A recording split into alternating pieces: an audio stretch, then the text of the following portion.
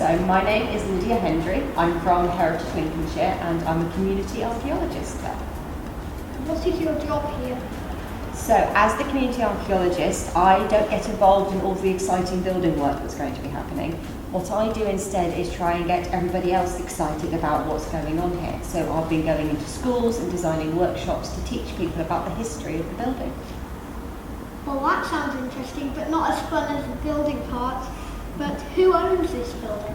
The County Council own the building and they have been getting funding from lots of different groups of people and support from charities such as Heritage Lincolnshire in order to turn this building back into regular use.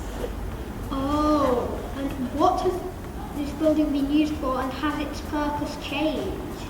That is a really good question because it's been used by lots of different groups of people and its purpose has changed a lot over the years. So it was originally built as part of a Franciscan friary back in the medieval period. But as changes in their standing in the town went forward, the building passed into different people's hands. So over the years, it's been anything from a school where people were taught how to knit and make jerseys. It's been a jail, a house of correction. It's even been a school for schoolboys. And up till recently, it was the county museum.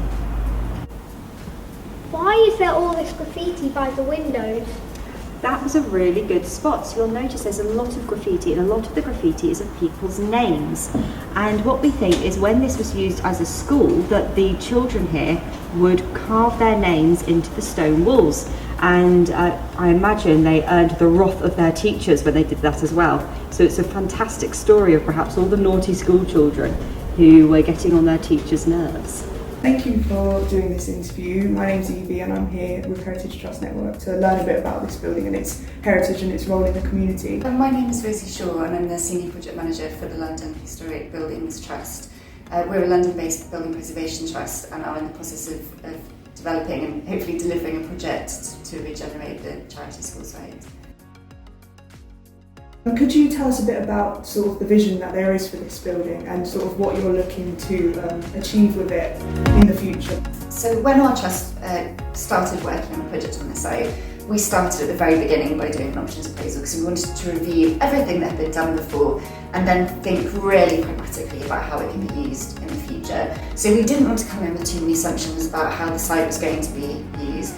The other thing we wanted to do is we really wanted to find out how the community valued the site and get their input into how they wanted it to be used in the future. One of the really strong things that came through was that because this was a charity school, because this was about benefiting young people, and people know that, they're connected to that, and I think that statue of the schoolgirl outside, really indicates the heritage of the site really strongly to people who live here. But this desire for using this building to support young people came through really, really strongly.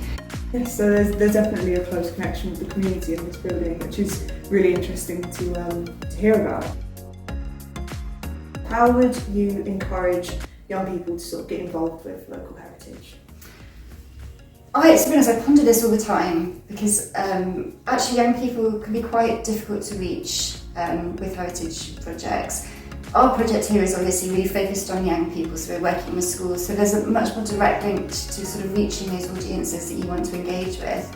But on other projects it's been really difficult. I don't think there's a single answer to that question. I think it's our responsibility to look at every place that you go.